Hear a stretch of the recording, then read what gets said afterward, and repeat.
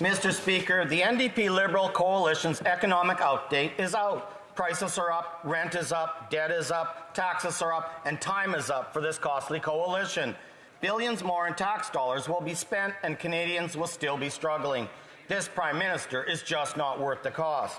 Mr. Speaker, will this government adopt our common sense plan to balance the budget, or will they step aside and let a Conservative government clean up their mess? The Honourable Parliamentary Secretary.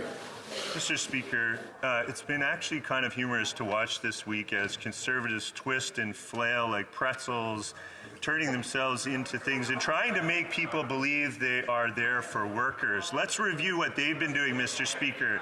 Currently, they're filibustering the Sustainable Jobs Act at Natural Resources, a bill that gives workers a seat at the table in the clean economy, which represents 400,000 jobs before 2030.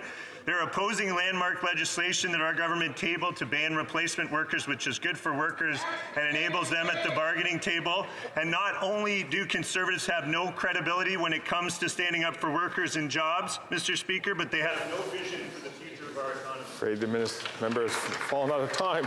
The honourable member from Yellowhead. I think the only people that are believing these talking points are still the Liberals already. Mr. Speaker, senators appointed by this Prime Minister shut down debate on a common sense bill to axe the carbon tax for farmers. This NDP-Liberal coalition is blocking important tax carve-outs on grain drying and barn heating. Their actions, driven by failed policies, directly harm Canadian producers and increase food costs. Mr. Speaker, will this government finally support hard-working farmers over their own political agenda and give back a tax break for this costly government tax break? The Honourable Parliamentary Secretary. Thank you, Mr. Speaker. The House has already pronounced itself on this particular bill, but I will talk about support for farmers. Why is it that the Leader of the official opposition cut $200 million while he was at the Cabinet table to support farmers for business risk management? Mr. Speaker, the Leader of the official opposition is not worth the risk, and he wants to balance the budget on the backs of farmers. And on this side of the House, we will always stand up for farmers.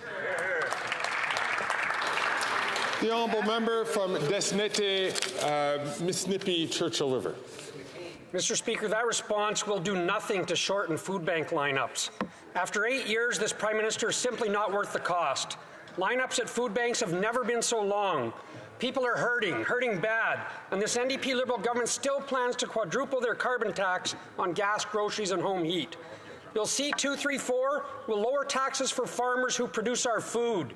This will lower the cost of groceries. It's just common sense. Mr. Speaker, will the Prime Minister tell his appointed senators to put people first and pass Bill C-234 so Canadians can afford to eat? Great question. The Honourable Minister. Thank you, Mr. Speaker. And I would like to remind the member that putting a price on pollution is what enables us to reduce emissions by the equivalent of removing from our roads 11 million vehicles. That's right. So imagine Canada right now. There's 26 million vehicles on our roads. Imagine if we added 11 million vehicles, the pollution that we would see in our cities, the level of asthma that our kids would have to go through. This is not happening because we've put a plan in place to help fight pollution, to help fight climate change, and to support Canadians in the process, Mr. Speaker. The honourable member from Lakeland. After 8 years, just like they wanted, the NDP-Liberal bloc's carbon tax hikes the cost of heating, cooling, and fuel, so it hikes the price of food. The PM showed it when he paused it for some, but not for 97% of Canadians. Common sense Conservatives will axe the tax for all for good because we know it's not worth the cost, and so do Canadians. But will Liberal senators stop blocking the Conservative bill C-234 to cut the tax on farm fuels so farmers can afford to feed Canadians and so Canadians can afford to eat?